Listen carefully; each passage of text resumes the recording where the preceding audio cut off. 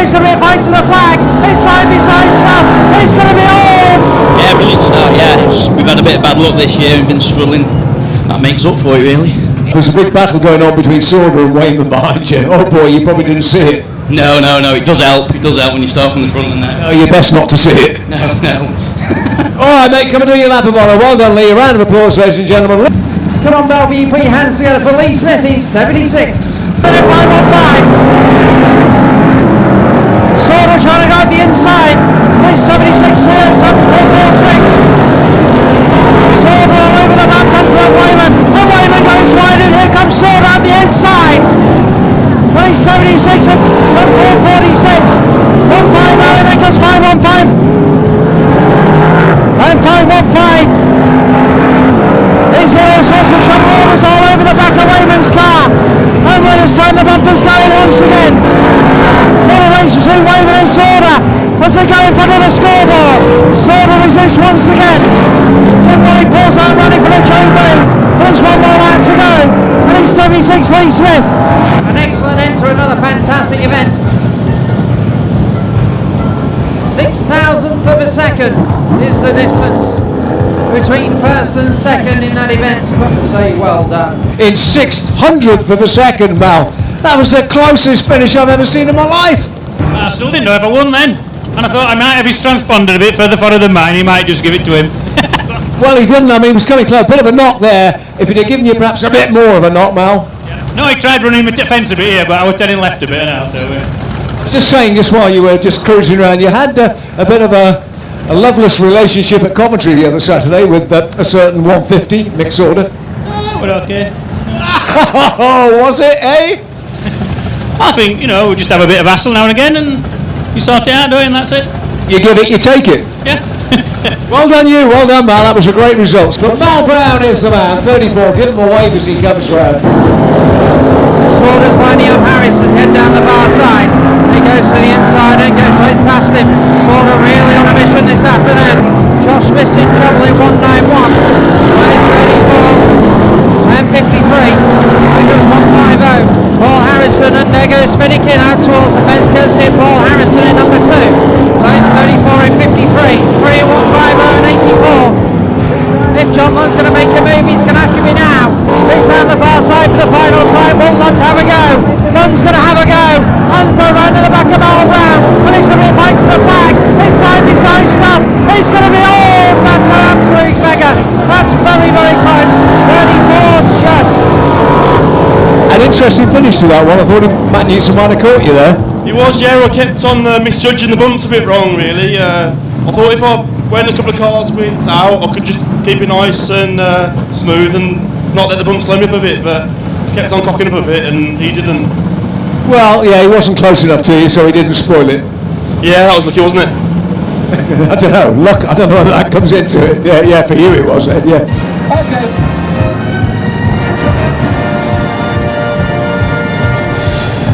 He's 76 and head down the far side. Mal Brown's next. 34. It goes back Newson in 16 and of course the concertina effect. And Wayman goes to 515. Neil Holcross on the centre green in 496. 399 does head to the infield into retirement. And Newson certainly throwing that car around at the moment. So it's 3-2-1 your leader. Around the track as neutral seems to be getting that first bend slightly wrong on each occasion, which is allowing Newson to get closer. Newson's going to have a go, but he's not quite close enough and it actually misses. So he's heading through, takes the victory. He's chuffing out, he's fist pumping as he comes across the finishing line. Yeah, not too bad. Andrew were very unlucky with lap cars though, really. I'd got this corner here wrong 2 or 3 times and Andrew got past me and he got a good gap on me, but then he just got held up by slower cars and I was slowly catching him, and then we come down back straight and a lap car come off centre green and Andrew had nowhere to go other than the outside and I thought, well, here's my chance, you've got to take it. Well, a winner's a win, you must be pleased with that. Oh, obviously, yeah. It was a good driving when we had to drive with our header then. There's a lot, once it makes it very slippy like that when you've watered it, there's always lots of crashes. You've got to be trying to plan your race a lap ahead and keep your nose clean and look out for all them crashes. throttle control rules. Yeah, throttle control. And Barry Goldin. Drivers in a spot above them. He decides to retire to the safety of the centre green. Barry Golding's doing a bit of pushing on the far side. On the back of 388, Ian Mallinson has got a spinner in the middle of the turn, and Golding just avoids him, which is Robinson in 440. So 977 your leader at the moment. He's having a few problems with the back marker, which is 209 Chris Mitchell. 977 going under pressure there from Barry Golding, 401. It's getting a bit tight near the 440 car.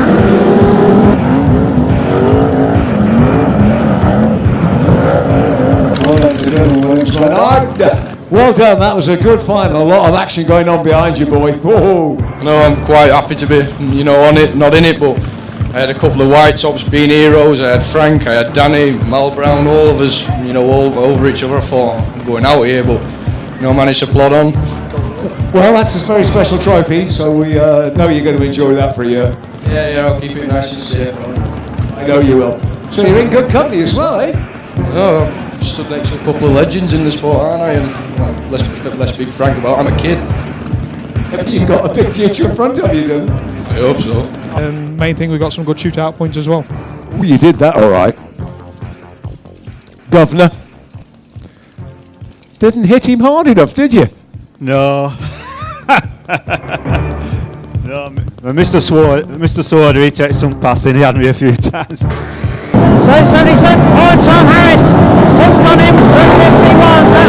Holcroft goes to the fence, Jeff Nichols spins, Parkinson goes with them, down the far side we go. Oh, here comes the big one from Newson, and Newson more. Oh, look at that, it's Paul Harrison, Dan Johnson, Wayman, Danny Wayman, 496. Wade Willows are requested on the track, for the car in the fence on the far side. So it's Dylan Williams Maynard in 51 for Lee Smith.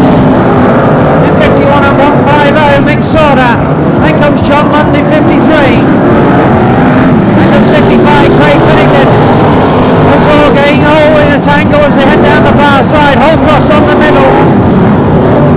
I can see this getting messy once again very, very soon. Mal Brown goes to the spin, gets collected.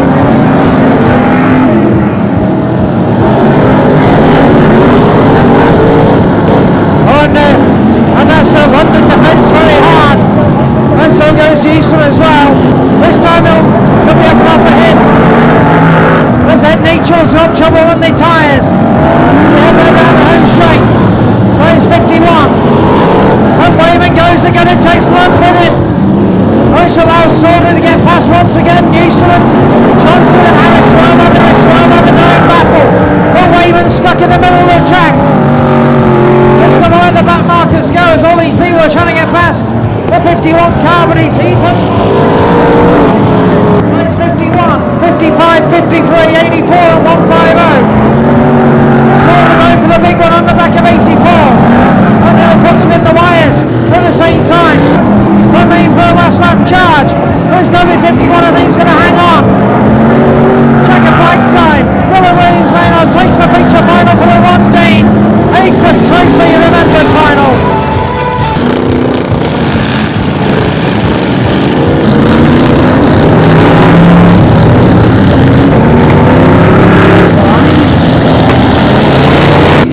He's won 3 out of the 4 races, but to win the Grand National from a lap down is a phenomenal achievement. Well done for that. Well done, Barry. Not too bad, was it? Them yellow flags helped me just nicely. I seen the parked car there for about 2 or 3 laps and I'm thinking, come on, yellow flags, and they come out eventually. That always helps. When you got a lap handicap, you need them yellow flags to get a decent position. Yeah, pull it back again, and as you went round, did you see Mr. Palmer pull on? Give him a quick look. Yeah, it was me and George had a bit of a race. I could see George was struggling around this corner. You can't really see when you come in because of the sun. I think everybody's driving down the start-finish straight with one hand and one hand in front of your eyes. I could get him every time on that corner, but I knew I couldn't just go past him, otherwise he'd try and take me out. Barry's on his way around then. The F1 boys beginning to filter out. Which allows 401 to get a bit closer. And 401 he's definitely closer as he comes past Mr. Starter this time. And Barry Golding 401 goes to the bumpers on the back of Taricki in 186. Taricki's trying to resist. Put a side by side down the far side. Oh, and Taricki's trying to turn left. And Golding said, I'm not having any of that. You're having a great afternoon, are you, Craig? All going your way today. It's getting better, yeah. Just a bit unlucky in the final. Dylan got just enough on me, but I didn't realise he was running till we crossed the line. I thought Lee Smith was. I'll do it once he's completed his victory lap. Come on, put your hands together for 55, the current defending National Series champion, 55, Craig Finnegan. Oh, got Wayman in trouble in the early stages, along with Tom Harris and Dylan Williams Maynard, and Wayman is trying to reverse his way out of that. Oh, and Higgins in the fence on the home straight. Finnegan going very nicely in this one as well in 55. So it's 34. Found a good setup so far in this one, in this Grand National. Al Brown's pulled away slightly from Doug Johnson. LH exhausts, got their name behind it. Well done, thanks for that. By Spencer Roper, he's 12 lap. Oh, we're going to roll over there. He's back on his wheels. It was 127. Austin Roy. Gentlemen, Start your engines. Ladies and gentlemen, please put your hands together for the 2012 Grand National Champion, 84, Tom Harris.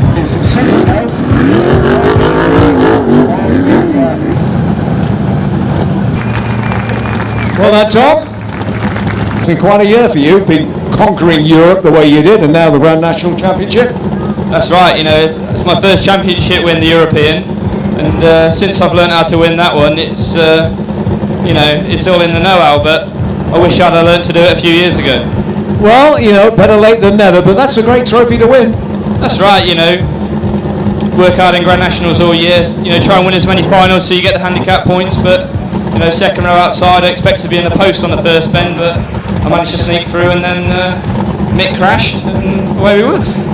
He's smiling here, Mick, he's smiling at that. Just, I can't believe that, Mick. You know what the worst thing is? I trouble with my brakes. We have like a bias valve which separates your front brakes and your back brakes. And I wasn't quite sure how to do it on that time. I go, I'll do it for you. Yeah, he done it all right, didn't he? He did that all right. Yeah. In future, go to Mr. Lund. You know, yeah. Back on the rostrum, John. It's always great to see you. It's a bit of a habit, this, isn't it? Yeah, can you cope with it? Oh, definitely. Thought you might be. Yeah, I've had a really good day. It's excellent racing today. Brilliant. So put your hands together for the 2012 European World Cup and now Grand National Champion from Oxfordshire, 84, Tom Harris.